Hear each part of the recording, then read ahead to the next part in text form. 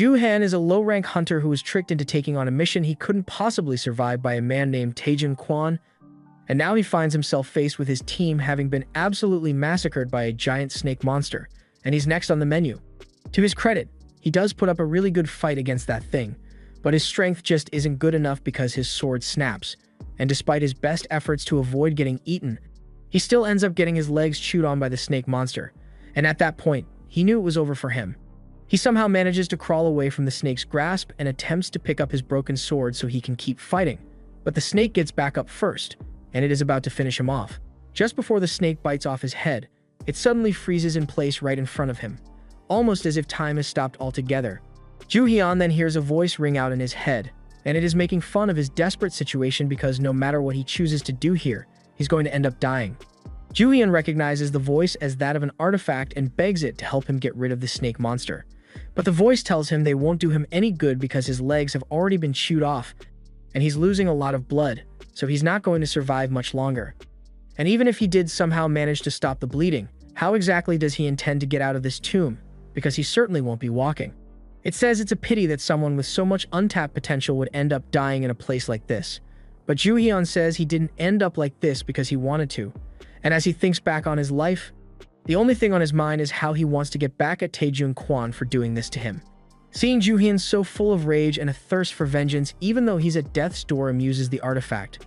So it decides it might be worth helping him after all and agrees to lend him its power, revealing its true form as a crow. It tells him to claim the throne of the true king if he thinks he is capable of such a feat, and after that, it flies straight into Ju-hyun's body. The next thing Ju-hyun knows, he's sitting in a police station, and one of the first things he notices is that his legs are back somehow, which is really confusing to him. But not as confusing as the fact that he isn't in the tomb anymore. He's still wondering what's going on when the police officer sitting in front of him tells him to sit down and hurry up and answer his questions because they want to clock out in time for the New Year's party. Hearing that, Ju-hyun looks over at the calendar, and to his shock, it says the year is 2025. But that can't be right because, from what he remembers, 2025 was 15 years ago. He starts wondering if it's really possible that he was sent back in time, but just then, a woman gets in his face and starts yelling at him for wasting their time here. Ju-hyun feels like he remembers her face from somewhere, and when he looks over and spots her son with a wide grin on his face, he finally remembers what this is about. The kid basically tried to rage bait him into a fight, and before Ju-hyun could even do anything, the kid fell to the ground and pretended he was hit. And after that, the kid's mother dragged him to the police station for it. Ju-hyun tries to recall how this situation was resolved last time, and he remembers how the mother basically demanded an outrageous settlement amount, and he was forced to get on his knees and beg for forgiveness, just so she would reduce the amount because, back then, he had absolutely no money.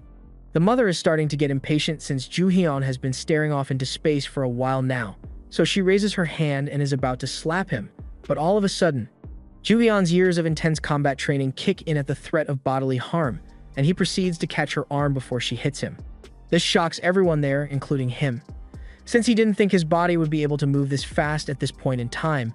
But moving on from that, he yells at her and tells her to give it a rest already, because they all know her son is the one who started that fight, yet she's here demanding such outrageous compensation for that spoiled brat. The boy hears Ju-hyun call him a spoiled brat and gets mad, so he lunges at him, but Ju-hyun's skills kick in again, and before the boy can punch him, he proceeds to judo flip the kid onto the ground. Doing that definitively confirms to Ju-hyun that he has retained all the combat skills he built up over the years, and if everything goes the same way it did last time, he should be able to finally turn things around for himself. However, a moment later, he snaps back to reality and realizes that he just flipped the kid in the middle of a police station, so he's definitely getting in trouble for this. A few minutes later, Ju-hyun is locked in a jail cell while the mother screams about him hitting her son, and he could have argued self-defense to avoid getting locked up, but he honestly doesn't care since, in a few days, once the relics appear, the world is going to become a lawless wasteland anyway, so a criminal record won't mean much. Besides, compared to everything he went through in his previous life, spending a few hours in a jail cell is practically nothing. From what Ju-hyun remembers, this year, violent earthquakes will begin happening all across the globe, and structures called tombs will emerge, and those tombs will contain artifacts that possess immense power, and as a result, people from all across the world ventured into the tombs in search of those relics. As luck would have it, Ju-hyun was one of those people, and he managed to stumble across a relic in a tomb after tons of effort and hard work. and he thought it was going to be his ticket to a good life since excavating relics was very lucrative. But he should have known that it wouldn't be that easy because, not long after that, big corporations began to monopolize the dungeons, making it so that no one aside from them could gain access to relics, and then they'd sell those relics for millions at auction. At first, people tried to fight back against the corporations because it wasn't fair that they had excluded everyone else from the tombs, but with the military firepower they had at their disposal, no one was able to defy them. The governments weren't able to stop them either because relics had already become too valuable to ignore, and anyone with enough power wanted control over them. For most people, this was where their tomb raiding dreams ended, but Ju Hyun was an exception because, thanks to his exceptional tomb raiding skills, he was scouted by a man named Taejin Kwon, the chairman of TKBM, a large dungeon monopolizer, and as a result, he was allowed to continue tomb raiding, but he was also forced to handle all of Taejin's dirty work, smuggling, stealing, and killing for relics, all just to line Taejin's pockets, and the only reason he put up with it was because he thought that was his only chance to have a better life. However, in the end, he was unfortunate enough to end up falling into a trap in the last tomb he raided. He doesn't want to let that happen again, so he needs to prepare himself to take full advantage of the tombs while he still can. However, that's a lot easier said than done because, while he may have his memories and combat skills from his past life, that alone won't be enough. He needs to get ready to start excavating as soon as possible, but he has no idea how to do that as he is now. Just then, Ju Hyun sees a set of glowing lights right in front of his face, and at first, he thinks he must be hallucinating, but then the light changes shape and calls him a thief who can barely hold a shovel. Ju Hyun realizes that this must be the work of a relic, and he assumes it must be that crow he met just before he died, so he gets up and yells at it to show itself and stop hiding. However, nothing appears after he says all that, and the only thing that changes is that his system panel now shows a progress bar, telling him that he is 1/4 of the way to unlocking a spy skill. The mission says he is now able to detect everything around him within a 1-meter radius.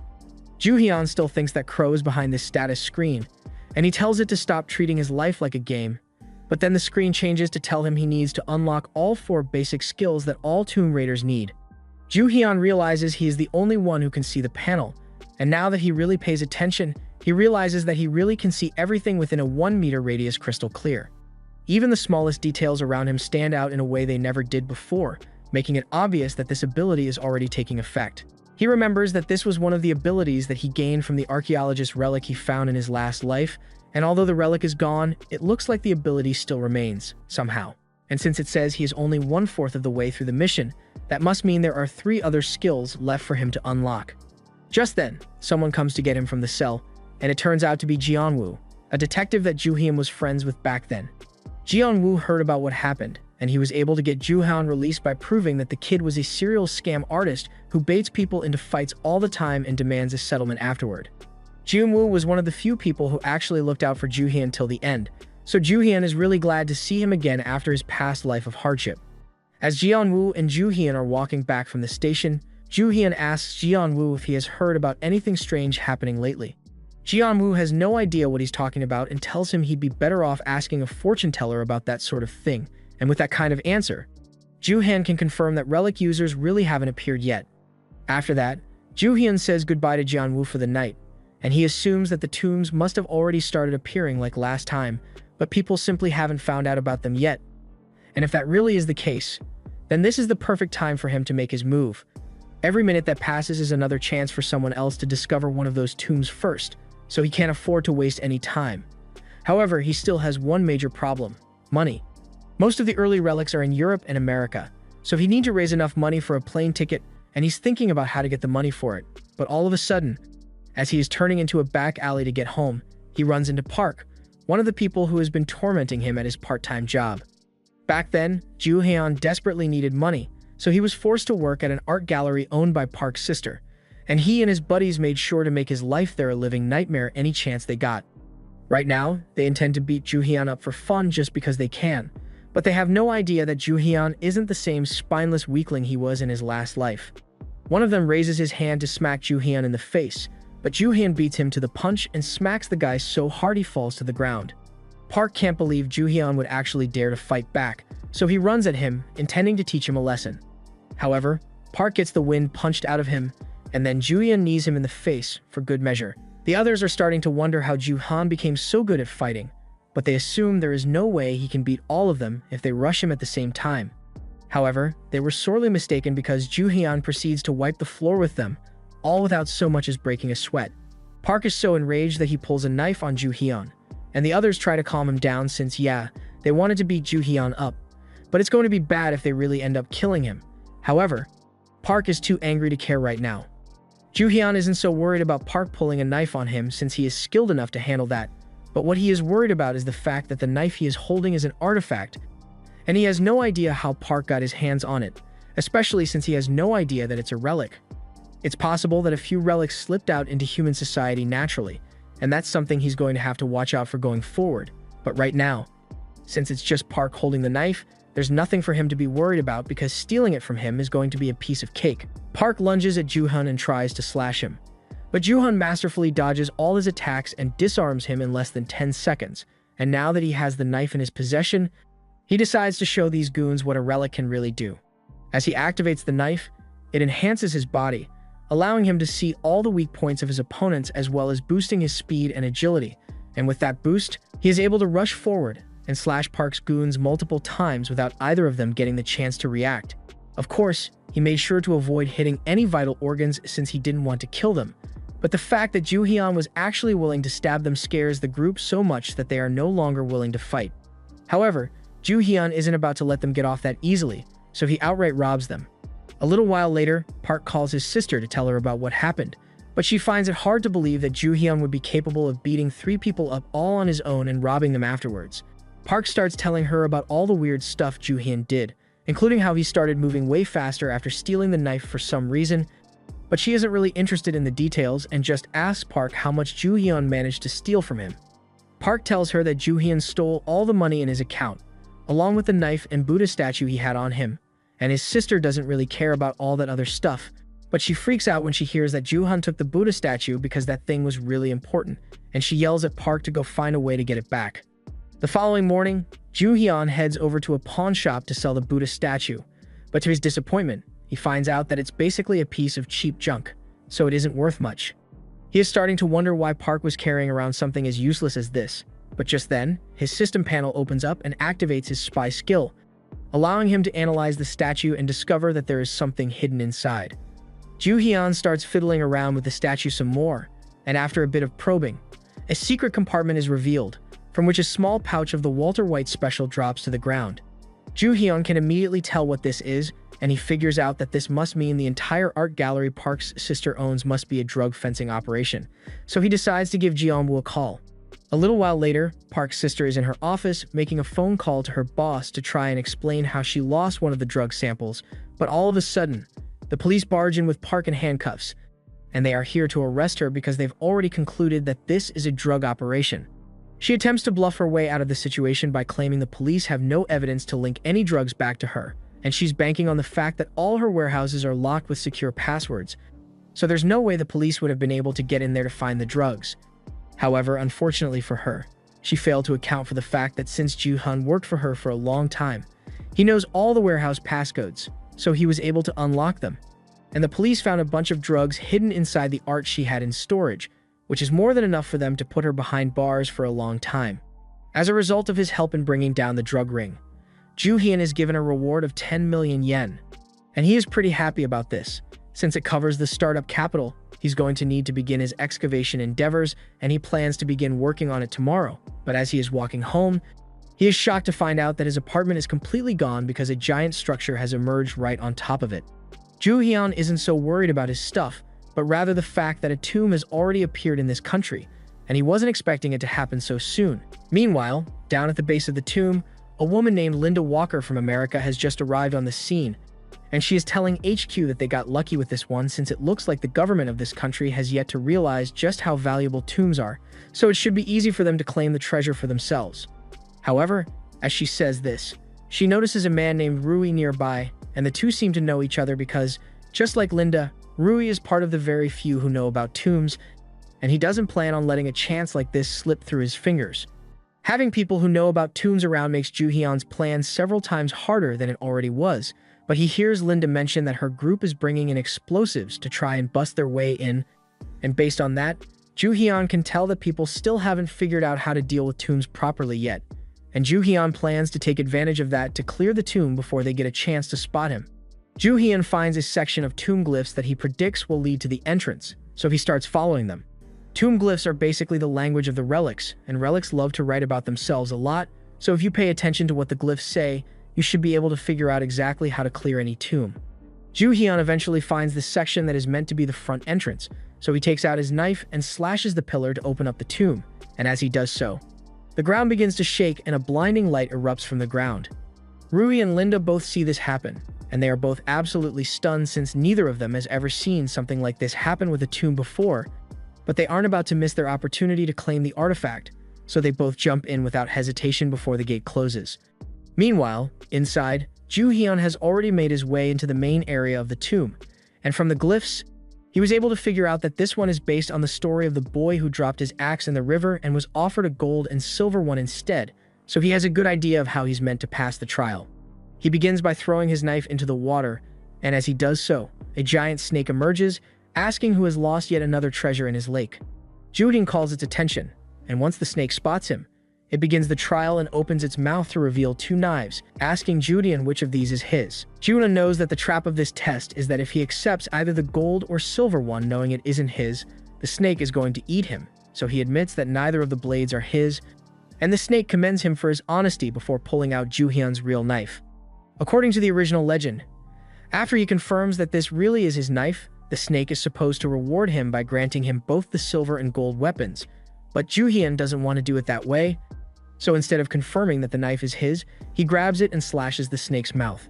The snake cries out in pain and demands to know what Ju Hyun thinks he's doing when he was just about to pass the trial, but Ju Hyun says he doesn't trust anything the relics say. After all, even if he did play along and pass the snake's trial the right way, he's pretty sure any reward the snake provides would have turned him into a deranged killer. The snake can't believe Ju Hyun actually knows about his secret curse, but Ju Hyun recalls that in his past life, the snake's relic was obtained by that American woman, and she ended up turning into a serial killer because of it, so he's not about to let that happen to him as well. Ju Hyun then proceeds to leap into the air and stab the snake right in the skull and orders it to just admit defeat and end this quickly.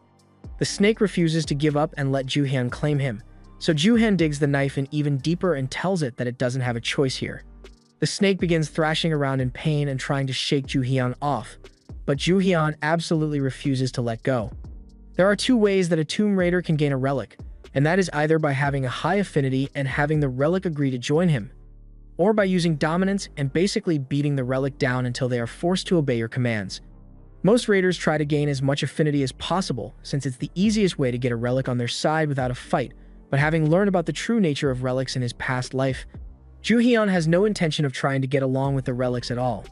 The snake keeps trying its hardest to get away from Ju Hyun, but it's no use, and before long, the snake loses the strength to fight back and is forced to submit to Ju Hyun, transforming into the gold and silver axe relic. Having successfully excavated this tomb, Ju Hyun now has 3 of his 4 Tomb Raider skills unlocked, so he only needs one more now, but he's not sure how to go about it, so he's about to start looking for information. But just then he gets a notification that he has just received the title of Abuser of Relics, and as a result, his dominance has gone up, but his affinity has also been reduced. Ju Hyun doesn't mind his affinity being reduced, but he hates the fact that he's being called an abuser, so he yells at the system for making him sound bad. Just then, Ju Hyun hears footsteps approaching, and he doesn't want to get spotted in here, so he immediately hides as Linda and Rui enter the boss room.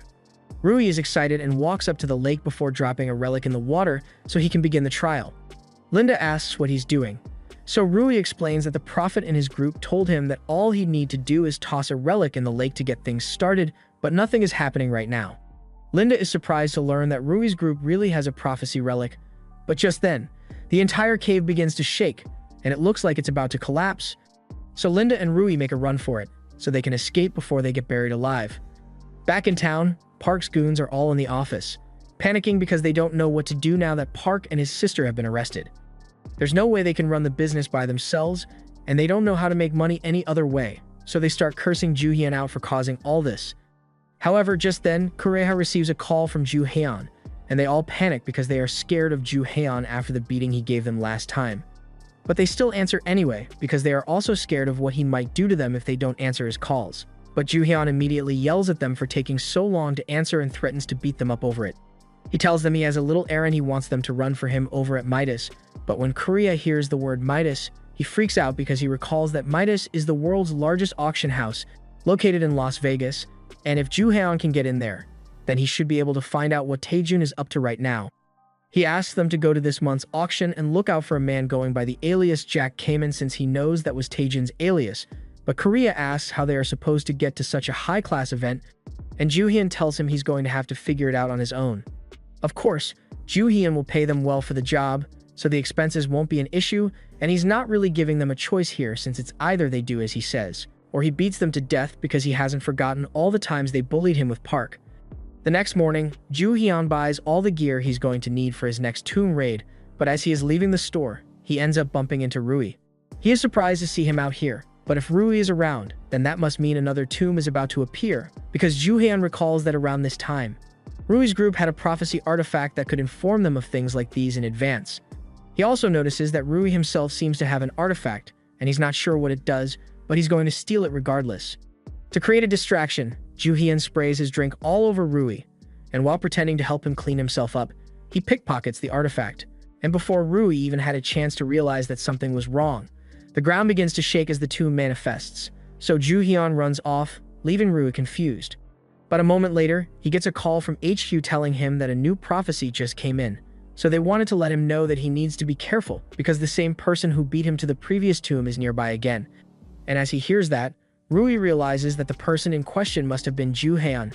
As the tomb manifests, dozens of swords begin to appear out of nowhere, and in no time, Ju-hyun and a bunch of random people find themselves trapped in the heart of the tomb. Ju-hyun can immediately feel a malicious aura surrounding him, so he can tell that the relic this tomb belongs to must be particularly nasty. Considering all the broken weapons around him, he deduces that this tomb must have something to do with the legend of Muramasa. The Muramasa family was a family of swordsmiths in ancient Japan, and their swords were renowned for their exceptional sharpness. But while this brought fame to the family at first, it also led to their ruin because they were slain by the very swords they created. By all indications, the relic he's looking for should be the sword that was used to cut the family down, but finding it isn't going to be easy when this place is filled with countless duplicates. And on top of that, the system suddenly pops up with a prompt, warning him that the energy within this tomb is corrosive and has already begun damaging his skin. So if Ju-hyun stays here for too long, he will suffer even worse injuries.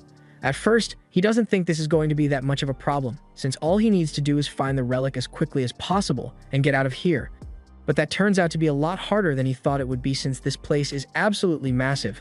He thought he'd have the edge when it comes to finding relics since the Golden Axe has an ability that allows it to resonate with other artifacts, but at this rate, he will never get close enough to actually pinpoint its location. He wishes he had just waited and followed that guy so he could lead him to the relic. But just then, Ju-hyun hears the screams of a bunch of people nearby. He rushes over to see what's going on, and that's when he finds a group of civilians trapped in a pit, with one of them having been possessed by a cursed sword. She will likely keep attacking people until they are all dead if he doesn't do something soon, but those people didn't end up down there by themselves, so Ju-hyun assumes Rui must have sacrificed them to make progress in the tomb. To confirm his theory, he yells down into the hole and asks the people if a shady-looking guy pushed them down there, and one of the men down there tells him that's exactly what happened. And then after he pushed them down, that bridge appeared out of nowhere. For now, Ju-hyun decides to help rescue the people so they can show him which way Rui went, and to do that, he decides to test out the rope artifact he swiped from Rui earlier. And as an added bonus, the act of pickpocketing Rui earlier earned Ju-hyun a dexterity skill, which was the final skill needed for his Tomb Raider starter pack. So the system congratulates him on meeting the conditions and informs Ju-hyun that a reward will be waiting for him once he leaves the ruins. He can't wait to see what he gets when he's done here, but first, he needs to deal with this mess, so he slides down into the pit, and as the girl turns to attack him, Ju-hyun fights her off with his knife. He could win this fight easily, but he doesn't really want to hurt her since he knows she is just a victim of this tomb's curse. So instead of cutting her down, Ju-hyun uses the rope to tie her up, and once she is completely restrained, she finally snaps out of the curse. Now that she has been taken care of, Ju-hyun turns to the other people and asks if any of them happened to see which direction Rui went, and one man happened to see him head down that path and go into a cave, and Ju-hyun believes Rui must be heading right towards the location of the relic. Just then, the girl Ju-hyun tied up calls out to him and asks if he can let her go now because this rope is really weird, and since she's back to normal now, Ju-hyun doesn't see a reason to keep her restrained, so he tells the rope to let her go, and it slowly returns to his wrist, albeit reluctantly. Ju-hyun then turns to the people and tells them that he's going to help them get out of here, but first he needs their help finding Rui, and that way, they'll be able to pay him back for what he did for them. Meanwhile, over on the other side of the tomb, Rui is currently on his way to find the Muramasa sword, and he says he's glad he got rid of all those witnesses while he had the chance because now all he needs to do is get the sword, and then he will be able to get out of here and find Ju-hyun so he can take him out for daring to trick him. However, despite all of his maniacal laughter, even after searching for a while, he still hasn't managed to find the real Muramasa because there are tons of duplicate broken swords lying around here, and he has no idea what the real one is supposed to look like. He has spent so much time searching here that Ju-hyun and the other people have managed to catch up to him. And the second the people spot Rui, they all gather around and start jumping him. Rui begs them to stop, but the crowd is too frenzied to care. And as they continue to beat him up, he starts wondering how this could be happening since none of these people should have been able to escape that pit. But then he sees Ju-hyun looking at him with a massive smile on his face, and he finally understands that he was the one behind all this. Since Ju-hyun knows the relic has to be around here, he activates his axe and uses it to scan the area so he can find Muramasa, and it doesn't take long for him to locate it. But when he picks it up, he suddenly hears the voice of the axe congratulating him for finding it and telling him that in order to claim its power, Ju-hyun will need to wet the blade with the blood of 10 humans. Ju-hyun laughs and asks if that's the test here, and Muramasa confirms this, saying the blood of humans is the only thing that can satisfy it. It then tells Ju-hyun to hurry up and kill those humans over there. But Ju-hyun outright refuses and begins using domination to force Muramasa into submission. Muramasa tries to fight back, but Ju-hyun is way too strong, and before long, Muramasa is forced to reabsorb all its copies and restore itself under Ju-hyun's command. Ju-hyun then helps the people escape the pit just as he had promised, but as they are climbing out, he notices one familiar figure trying to sneak out with them. So he grabs Rui and tells him he isn't going anywhere. Rui realizes that he's completely at Ju-hyun's mercy here, so he starts trying to convince him to let him go and offers to put in a good word for him with his government so Ju-hyun will be compensated well. He even offers to get Ju-hyun the prophecy relic, and Ju-hyun asks how he intends to do that when the relic can only be used by its owner. But Rui says there's a company that can handle that for him. Hearing him mention a company that's supporting Tomb Raiders, Ju-hyun presses Rui for more information, and when he finds out that the company in question is TKBM, the company owned by Taejin, he has heard all he needs to hear and kicks Rui right in the gut, making him cough up a mouthful of blood. He then takes the rope and leaves Rui in the hole to meet his doom before ordering Muramasa to seal off the tomb, burying Rui in a pile of rubble while everyone else manages to make it out alive. The official story the news is running with is that the whole thing was caused by a regular earthquake, but many of the survivors report seeing countless swords appearing on the walls, as well as a Japanese man who claimed to be part of the JSDF who tried to kill them. The Japanese Prime Minister is beside himself with rage because with the disaster caused by Rui's failure, the truth about the tombs is about to be exposed. And even worse than that, with what Rui did to those civilians, Japan's reputation is absolutely terrible now. He demands an explanation from the Defense Force captain, and the captain says there was unexpected interference from the man the prophecy had mentioned. But the Prime Minister doesn't care about that because it was their job to get rid of that guy in the first place. The defense captain accepts that he failed his objective, but he says they can still take Ju-hyun out since, with the Book of Prophecy, they can track his movements and target him directly. Meanwhile, over in a motel bathroom, Ju-hyun is taking a break to assess the extent of his injuries, and it's pretty bad. The relic poison has already spread all across his arm, and the fact that he used domination on Muramasa made it even worse. Dominance is a double-edged sword, because although it allows him to ignore the relic's trials and force relics to submit to him, it has a downside because the stronger the relic is, the more it can resist and fight back. And if Ju-hyun continues doing things this way, he realizes his body won't last much longer.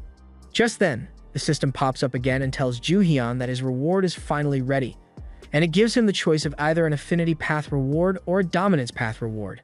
Ju-hyun obviously selects the dominance path reward since even if it damages him, dominating relics is still a whole lot better than being manipulated by them, and the system proceeds to issue his reward, which turns out to be a pill. The system informs him that it is a high-grade consumable relic, and Ju-hyun is a little skeptical of the pill at first, but he just goes, "If I die, then I die," and swallows it anyway. All of a sudden, he feels the pill take effect in his body, and the relic poison in his arm slowly begins fading away. The system then informs him that he has acquired a tolerance skill, which makes him more resistant to relic poison than normal. And Ju-hyun is astonished because resistance to relic poison is one of the best things he could have received. He can't help but wonder why the crow system is willing to help him so much, since making things easier for him wouldn't help the crow in any way, but he decides to just accept things as they are for now. Just then, the system informs Ju-hyun that an S-grade relic has just locked onto him and is currently reading his future, and as Ju-hyun learns of this, he immediately realizes that it must be the Book of Prophecy. It doesn't create a tomb like other relics and instead chooses its owner and appears before them inconspicuously. The person the book chose at this point in time was a girl named Yuka Sasaki, and after the Japanese government found out about her power, they offered her a ton of support in exchange for using the prophecy power to help them with excavations. At first, it seemed like a happy ending, but Yuka was never great at studying, so it was really hard for her to decipher the book's ancient language when reading the prophecies, and when another prophet appeared, Yuka was killed and discarded because she had become useless. Since the Book of Prophecy is keeping track of him now, Ju-hyun decides to head over to Japan to confront it directly, and the next morning, when it's time for Sasaki to do her daily prophecy reading, she is horrified to find the pages full of messages telling her she's going to die. Ju-hyun intentionally spent all night writing down threats to Sasaki's life because he knew the book wouldn't ignore something like that, and consequently, finding out that he is in Japan, the defense force would waste no time coming after him as well. However, he's a little surprised that they are waiting so long to make their move since he thought they would have attacked by now. It turns out that they were waiting for Sasaki since they want to send her in as a waitress to serve Ju-hyun. Sasaki doesn't understand why she has to be the one to do this when Ju-hyun is after her life, but they explain that Ju-hyun probably doesn't know what she looks like, so he won't attack right away, and if she can get a good look at his face, her prophecy relic should be able to lock onto him completely, giving her a better understanding of what he's planning. It's a risky plan, but Sasaki has no choice but to go along with it, so she walks in pretending to be a waitress. However, the second she sees Ju-hyun's face, she falls in love at first sight because he looks so handsome. Ju-hyun can immediately tell that Sasaki is the prophecy user thanks to the special aura surrounding her, and he's surprised that the defense force would try something as bold as sending his target to sit so close to him. But it doesn't change much, and he begins reaching for his weapon. The defense force is about to rush in to rescue Sasaki, but all of a sudden, Sasaki slams the door shut and tells Ju-hyun she's in love with him. Ju-hyun really wasn't expecting Sasaki to start flirting out of nowhere, especially not when he was just about to kill her. But this works out perfectly for him since if Sasaki is on his side, then he has nothing to fear from the Book of Prophecy. He then blows his way out of the room and ties up the guards stationed outside before walking off with Sasaki. Sasaki had initially assumed that Ju-hyun didn't know she was the prophecy user since she never revealed herself, and since he seems so nice, she was sure there's no way someone like this would want to kill her. And besides, since she has already looked him in the eyes, she'll be able to lock onto his future directly from now on, so there's no way Ju-hyun will be able to kill her. But she can't do anything right now since she forgot the book back at home. Sasaki truly believed she was just going to enjoy a nice date with Ju-hyun. But the second they turned down an alley, Ju-hyun took out his sword and held it up to Sasaki's neck to threaten her. Sasaki can't believe this is happening, but Ju-hyun tells her he already knows she's the prophecy user, and if she doesn't want to get hurt, then it will be in her best interest to just do as he says. Sasaki doesn't have much of a choice in this situation, so she agrees to listen to Ju-hyun, and the first thing he tells her to do is hand over her cell phone. Sasaki gives it to him without a fight, and Ju-hyun immediately smashes it on the ground so Sasaki's handlers won't be able to track her down for a while, and after that, he takes her to a restaurant so they can carry on with their date. Ju-hyun sits Sasaki down in a private booth and pulls out a notebook before explaining that he wants her to write down every single one of the current prophecies written in the future guide, word for word. Sasaki tries telling him she can't do that since she left the future guide at home, but Ju-hyun tells her all she needs to do to summon it is tap the tattoo on her arm and call out the relic's name.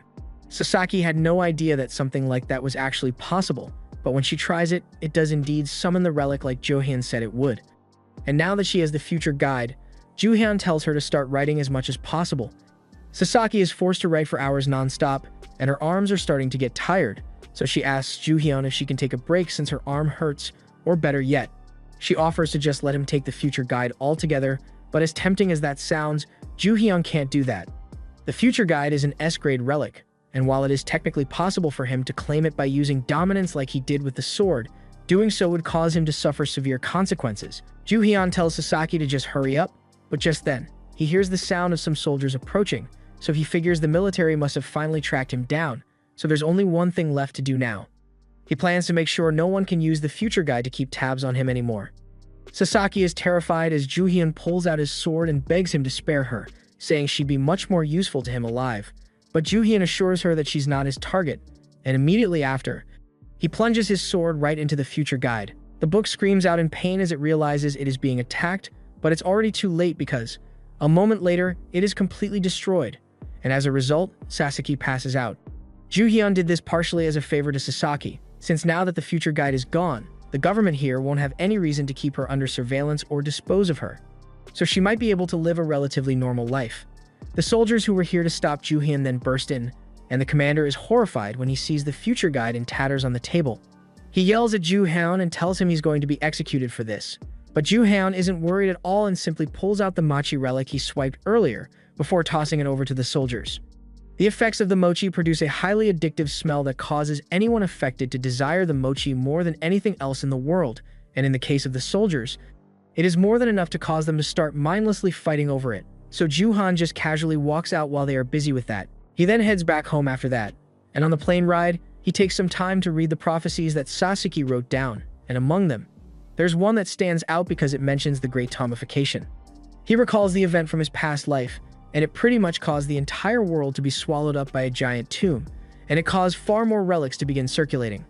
According to the prophecy, in January, the time will be ripe for the Garden of Greed, which Ju-hyun assumes must be referring to the Midas auction in Las Vegas.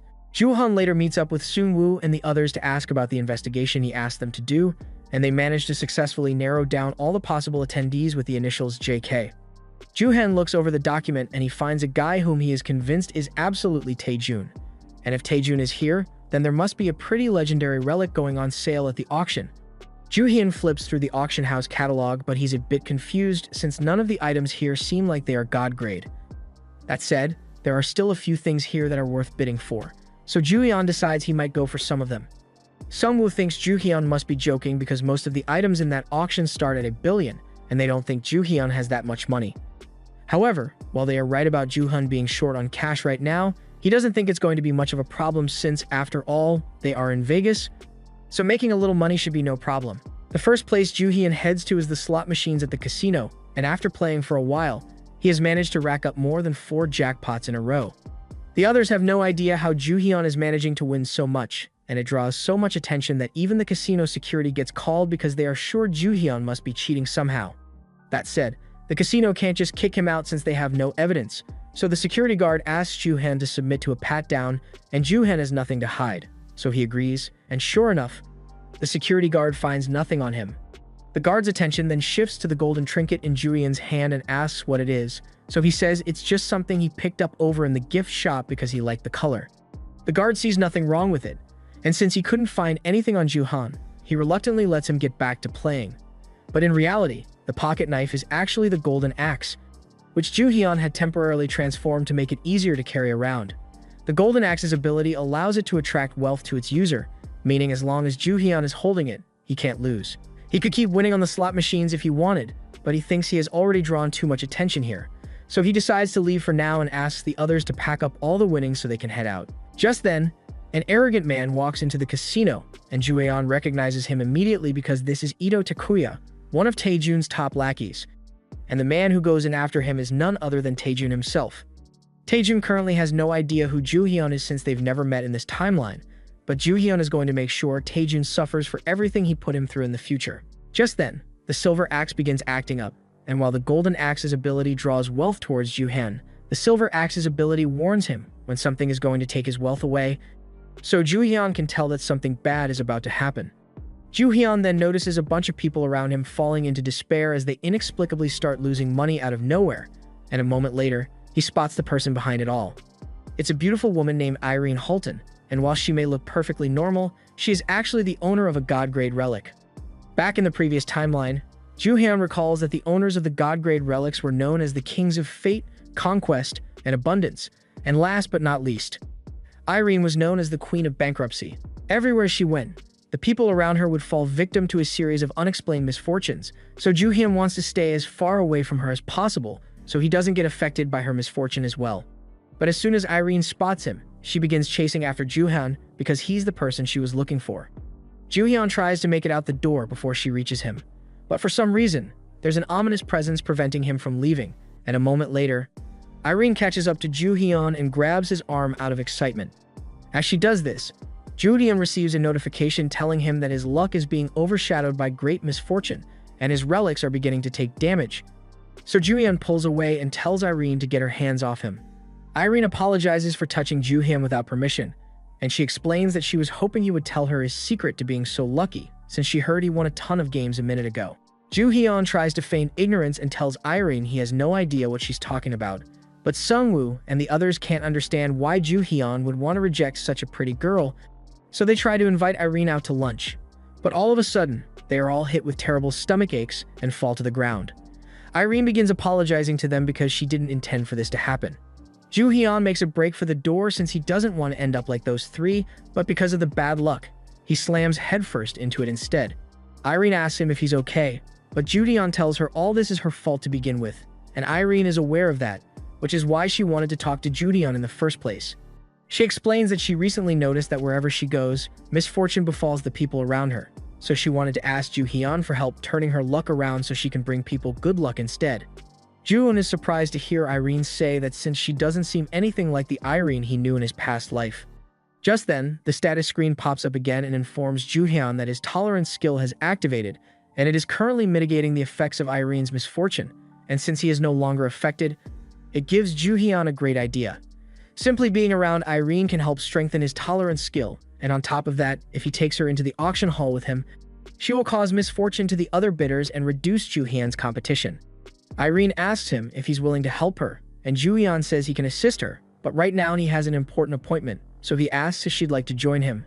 And Irene is more than happy to come along. Just as Juhyun hoped, thanks to Irene's bad luck, most of the participants in the auction were forced to leave due to various emergencies.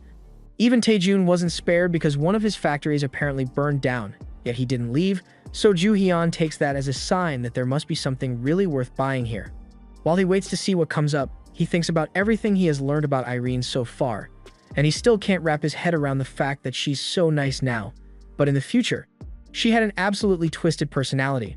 She also doesn't seem to know anything about relics, so he wonders how she got her hands on a god-tier relic in the first place, but then again, it's possible that the relic might have latched onto her without her knowledge, and being forced to live with misfortune for so long is probably what ruined her life and turned her into a lunatic.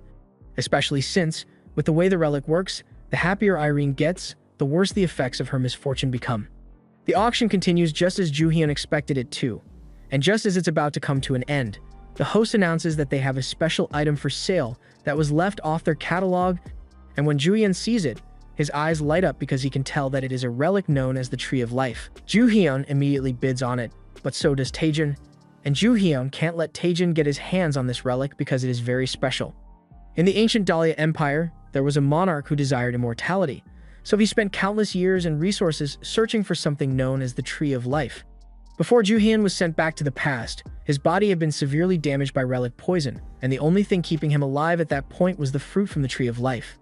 However, the person who supplied him the fruit was Taejun, which is why Juhyun was forced to do all of his dirty work in exchange for the fruits that would keep him alive. Juhyun had no idea that this was where Taejun got the Tree of Life from, but he knows that if he lets the tree fall into Taejun's hands again, then he is going to inevitably face the same cruel fate as in his past life. The announcer is a little surprised by how enthusiastic Juhyun and Taejun are in the bidding because, from what he knows, the only effect the tree has is as an aphrodisiac, and Irene is just as shocked to see Juhyun so enthusiastic about something like that. However, Juhyun doesn't care about how he looks right now because all that matters is that he gets his hands on the tree. Due to Juhyun and Taejun's enthusiasm, the other bidders figure the tree must be really valuable, so they start bidding as well, and the value quickly climbs all the way up to the tens of millions. Juhyun really wasn't expecting things to play out like this, and he doesn't have enough money to continue bidding, but he does have a secret weapon at his disposal, so he turns to Irene and asks her for a small favor. A moment later, just as the tree was about to be sold to Taejun, Irene suddenly bids 100 million, and this completely blindsides Taejun, since he didn't think anyone aside from him would be willing to spend that much money on the tree. He tries upping his bid to 150 million, but Irene immediately outbids him with 200 million, and when he goes to 220 million, she goes all the way up to 300 million. Taejin desperately wants to keep trying to outbid Irene, but his subordinate tells him it's no use since Irene is the eldest daughter of the Holton family, and the Holton family has way more money at their disposal than Taejin does. Irene ends up winning the Tree of Life at the auction, and after the auction is over, she and Joo-hyun head to the front desk to check out. Joo-hyun thanks Irene for helping him get the tree, and Irene tells him it's not a problem since, if this means Joo-hyun is going to help her with her luck problem, then it was well worth it. She then asks Joo-hyun how he intends to improve her luck, and she assumes he's going to give her a talisman or a charm of some kind. On the contrary, Joo-hyun tells her she's the one who has to give him something. He explains that if she gives him the strange item that she recently acquired, then all her bad luck will vanish. But Irene looks at him with confusion because she doesn't recall picking up any strange items. Joo-hyun is surprised to hear this since he is certain that Irene has the relic and there's no reason for her to lie to him, so he believes she may genuinely be unaware of it. He then asks her if she has noticed any new tattoos appearing on her body recently, since being bonded with a relic always results in a tattoo as a symbol of the bond, whether you're aware of it or not. As he says this, Irene looks a little uncomfortable because she did recently have a tattoo show up on her body out of nowhere, but she can't show it to him in public, so she gives him a picture instead. Sure enough, there really are tattoos on her body, but Joo-hyun recognizes them as the mark of a parasitic relic. Parasitic relics are notoriously hard to get rid of, so it's not going to be easy to remove it from her. He apologizes to Irene and informs her that this is going to take a little more effort than he originally thought, but he assures her that he isn't going to ditch her, and he gives her his contact info so they can stay in touch. In the meantime, the front desk worker returns with the items Joo-hyun and Irene won in the auction, and he tells them that the Tree of Life has already been paid for, but the bill for the other items Joo-hyun bid on will still need to be settled. Joo-hyun tells him that won't be a problem since the money he earned at the casino earlier should be more than enough to cover it, but when he calls the guys to have them bring the money over, there's no answer on their end, so Joo-hyun realizes they must be trying to pull a fast one on him. Meanwhile, Seung and the others are currently running as fast as they can, trying to get as far away from Joo-hyun as possible so they can keep the money for themselves, but unfortunately for them, the Silver Axe's power leads Joo-hyun right to the losers who are trying to rob him, and he doesn't intend to let them get away with this. The guys are all terrified because they think Joo-hyun might kill them with his axe, but he actually has something else in mind. He pulls out one of the relics he bought from the auction and activates it, revealing that it's the Ancient Law Code relic. It has the effect of reflecting any attack against the user back at the attacker. It also works on acts such as betrayal and theft, and it is able to influence a target's future actions. So, after Joo-hyun binds all three of them with the law code, nothing will happen to them for now, but if they ever attempt to betray him again, they will be ripped apart on the spot. The others are relieved that Joo-hyun isn't going to kill them, but they also realize that he probably isn't bluffing about them getting ripped apart, so they agree to just do as he says from now on. Joo-hyun takes them back to his hotel room and asks them to start by picking the fruit from the Tree of Life and putting it back in its pot afterward. The Tree of Life is extremely fussy and refused to let Joo-hyun touch it when he tried earlier, but it turns out that Seung has a high affinity with relics, so the Tree of Life is fine with him touching it. While the guys are busy looking after the tree, Joo-hyun suddenly receives a call from an unknown number.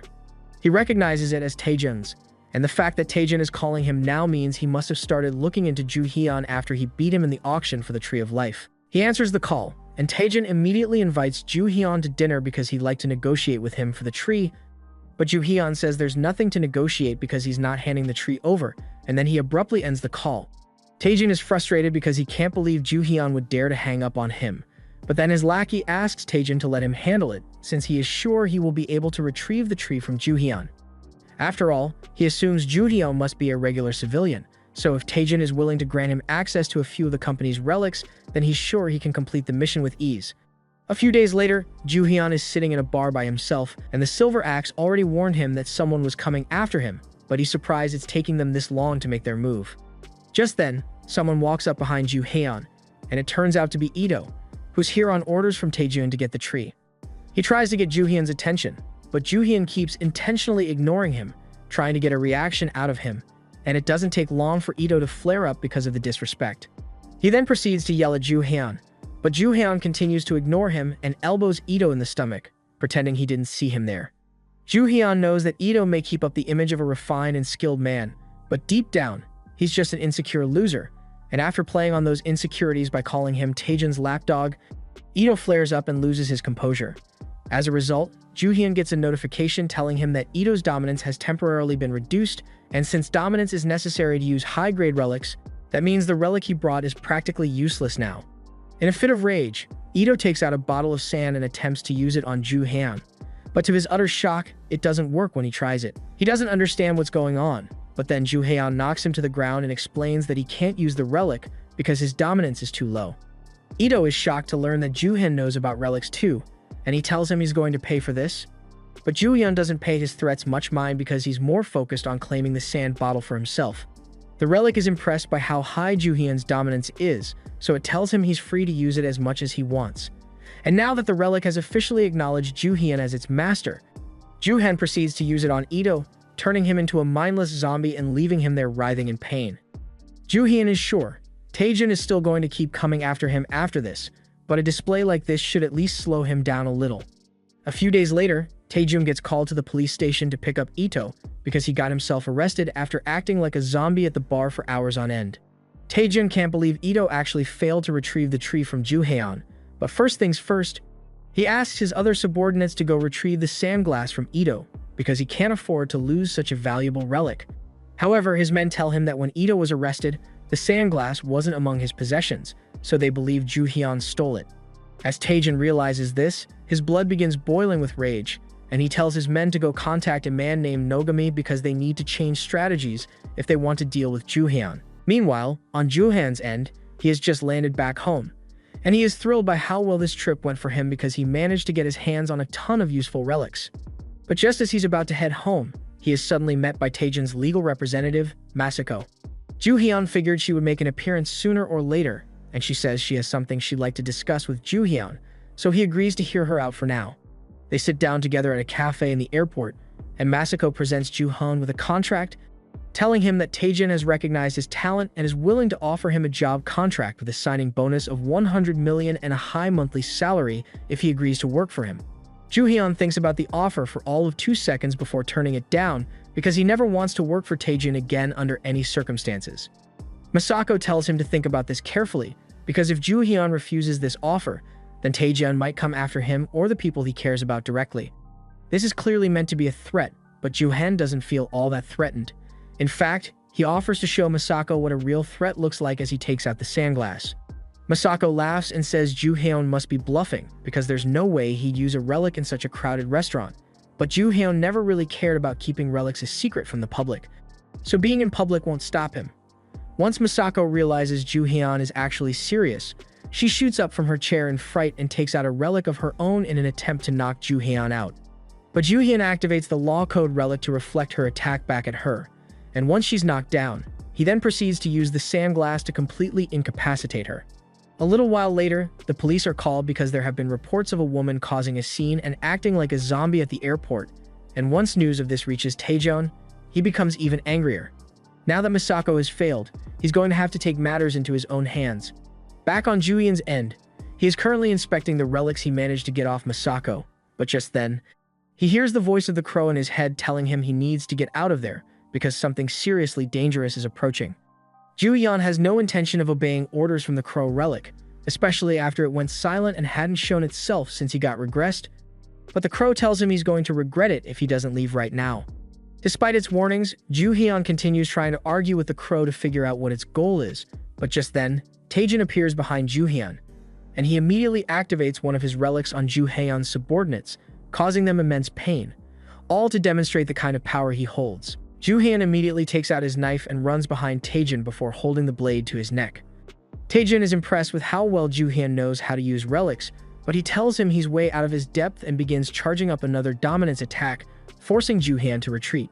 However, all of a sudden, even though Taejin is still trying to attack, he can't use the power anymore, and the reason is that while Juhyun was behind Taejin earlier, he used his pickpocketing skills to steal the relics in Taejin's front pocket, and these are some god-grade consumable relics, but Juhyun doesn't have enough dominance to use them right now, so he's just going to have to save them for later. Taejin may have lost 2 of his relics, but that doesn't mean he has no options left because he's still got the Relic of Conquest, which allows him to force his enemies to submit to him. And since it's a parasitic relic, Juhyun has no way of knowing where it is on Taejin's body, so he can't pickpocket it. To make matters worse, Taejin also happens to be wearing an armor relic, which makes him incredibly durable, so trying to take him out immediately isn't going to work. Ju-hyun tries to warn Taejin that if he uses such a powerful relic now, then everyone is going to find out about relics, which wouldn't be good for him. Taejin admits that he doesn't want people to find out about the relics, so he will probably have to do a lot of covering up here. But this is still way better than letting an annoying pest like Ju-hyun get in his way. Taejin then activates the Relic of Conquest on Ju-hyun and his friends, and it forces them to their knees.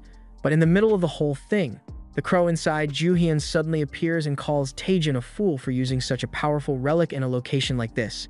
She tells him to stop immediately before he ends up awakening the jackal and dog relics.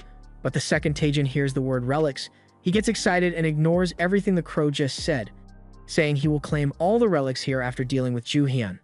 And since he is clearly way too arrogant to heed her warning, the crow disappears back into Ju-hyun's body so she won't have to deal with what happens next. Taejin continues using the Relic of Conquest on Ju-hyun, but all of a sudden, the ground begins to shake, which startles Taejin since he has no idea what's going on. Since he has stopped using his relic, Ju-hyun and the others are able to get back on their feet. But just when they thought it was their chance to escape, Ju-hyun suddenly receives a notification telling him that several ancient Egyptian pathogens are trying to invade his body and an unknown force is bearing down on him. Moments later, a massive Egyptian tomb world begins manifesting around them, and Ju-hyun recalls reading one of the prophecies which said a great calamity was coming. He hadn't expected it to be so soon, but after what just happened, there's no mistaking it. The great tumification has begun. Soon asks Ju-hyun what's going on, and to put it simply, Ju-hyun tells him they are cooked because Taejin just kicked off one of the greatest tomb calamities in the world. Right now, there are probably countless tombs popping up all over the world just like this one, but before Ju-hyun could say anything more, he was suddenly interrupted by an ear-piercing scream from the relic Set, the Egyptian god of deserts, darkness, and destruction. Set is soon joined by Anubis and Osiris in the form of a talking necklace, and Ju-hyun is amazed that there are 3 god-grade relics all in one place.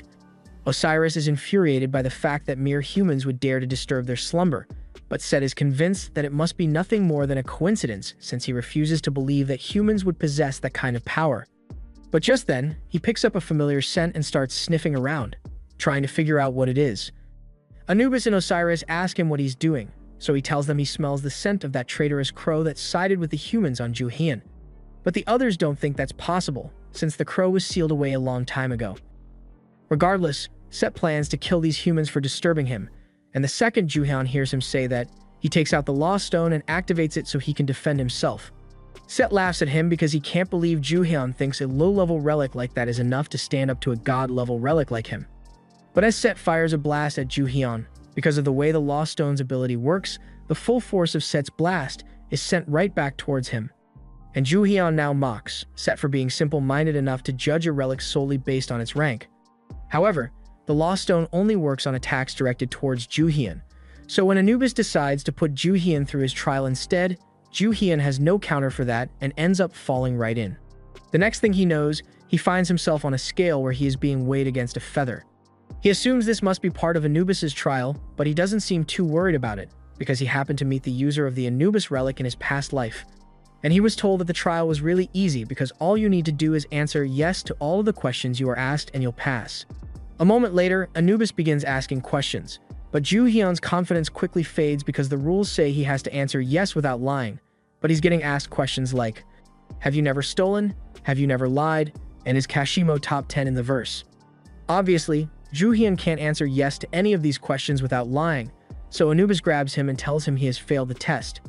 As punishment, he is now going to be thrown down into the depths of hell within the labyrinth, and Ju-hyun can do nothing but struggle in vain as Anubis tosses him in. As Ju-hyun lands, he is surprised to see that he is still alive. But that doesn't mean he's safe down here because this place looks like a desolate wasteland with countless corpses scattered all over the place. And Ju-hyun soon finds out the reason for all the corpses, because a horde of deadly mummies suddenly appear and start charging towards him. Since Ju-hyun is still technically within Anubis's trial, he isn't allowed to use his relics in here, meaning the only thing he can do to defend himself is pick up an old bone nearby and try to use it as a weapon. The whole point of this must be because Anubis wants to watch his victims suffer as they try to survive in an unwinnable situation like this, and Ju-hyun doesn't want to give Anubis the satisfaction of watching him die here. But low-key, Ju-hyun doesn't have much of a choice, since there's not much he can do with a bone, and it's not long before he gets overwhelmed. However, just as he's about to face his certain demise, All of a sudden, the crow manifests in front of Ju-hyun to save his ass, and she tells him he had better be grateful because she doesn't like personally intervening like this. She then begins using her power to get Ju-hyun out of this mess, and meanwhile, on the outside, the others watch as the sphere of Anubis's trial floats in the middle of the room. Set and Osiris are both starting to get a little worried since the trial has been going on for an awfully long time now, and it shouldn't be taking Anubis this long to take care of one measly human. But just then, the trial chamber begins to crack, and they are all left in shock when they see this because nothing like this has ever happened before. Before long, the trial chamber is completely shattered, and Ju-hyun is released alongside the crow. Anubis also returns, but he was knocked out by the crow's power and is currently still unconscious. Osiris doesn't understand what happened, but Set tells him the relic-eating crow must have overpowered him in the trial, and he curses the crow for siding with the humans and joining forces with them to steal the power of relics all those years ago. This is the first. Ju-hyun is hearing about any of this, so he asks the crow if it's all true, and she doesn't say anything, but she doesn't deny it either, which tells Ju-hyun that it's probably true. Set refuses to let the crow get away, so he activates his power and summons an infinite army of undead mummies to fight Ju-hyun in an attempt to overwhelm him.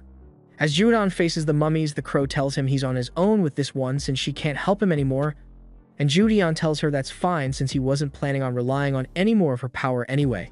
The crow is surprised by how confident Ju-hyun sounds, even though he's about to face god-tier relics and nearly died to one a few seconds ago. But Ju-hyun tells her that was different, because in there, he could use his relics to defend himself. But out here, he's at full liberty to use all of his power, so this much should be no problem for him. He then takes out his katana and begins slicing the mummies up one after another. Meanwhile, in the back of the mummy crowd, Set has disguised all three of them as mummies to prevent Ju-hyun from finding them, and he is certain that it's only a matter of time before Ju-hyun is defeated, because it doesn't matter how many mummies Ju-hyun defeats since they will infinitely spawn as long as Set is alive. Ju-hyun soon realizes that the mummies are infinite because killing them one after another has gotten him nowhere, so he decides to switch tactics and target the relics directly. However, he has no idea where the relics are, so he's going to need to get creative if he wants to find them. Just then, Ju-hyun recalls that the funeral knife he owns is also an Egyptian relic, so it might have some connection to the others, and sure enough, as soon as he summons the knife, it says it can sense the presence of Lord Set nearby. So Ju-hyun asks it to lead the way while he continues slicing through the mummies. Meanwhile, on the Egyptian relic's end, Anubis has just woken up, and the others are glad to see that he has finally regained consciousness, but he's a little confused about what's going on. So he asks them what happened. The others explain that the crow appeared, and Anubis is shocked to learn that she was unsealed. But just then, Ju-hyun manages to locate Anubis and the others at the back of the mummy crowd, and now that he knows where they are, he wastes no time slicing Set in half, as well as Osiris, destroying them both. He also severely injures Anubis, but he doesn't outright kill him because he actually wants to keep Anubis alive so he can retake the trial to clear this tomb. But this time, he's going to change the rules a bit. After forcing Anubis to redo the trial, Ju-hyun appears on the scales yet again, but this time, since Anubis is so badly injured, his form in the trial is weak and frail. He is about to ask the first question, but before he could say anything, Ju-hyun grabs him by the throat and tells him he doesn't get to decide what the questions are going to be anymore. Instead, Ju-hyun forces him to ask only questions which he can truthfully answer yes to, such as, "Have you ever stolen?" and "Have you ever lied?" And by doing this, Ju-hyun is easily able to pass the trial and claim ownership of the Anubis relic. Back in the real world, since the trial has been passed, the tomb disappears and everything goes back to normal. Taejun is shocked because he never imagined Ju-hyun would have what it takes to tame a god-tier relic so easily, but he clearly did so, and moments later, Ju-hyun returns to the real world. After acquiring the Anubis relic, Ju-hyun got a massive boost to death-type relics and his tolerance stat, as well as a new title as an explorer of a great tomb. But he's not sure what the title is supposed to do. Just then, Taejun approaches Ju-hyun, and after seeing what Ju-hyun is capable of firsthand, Taejun realizes he really shouldn't make an enemy of him. So he apologizes and offers Ju-hyun a deal for the two of them to work together, because he's sure that they could easily rule the new relic-filled world. But Ju-hyun already hates Taejun's guts more than anything in the world, and seeing Taejun offer him a deal gives him flashbacks to his past. So Ju-hyun does the only reasonable thing to do in a situation like this and uses his sword to slash Taejun's neck.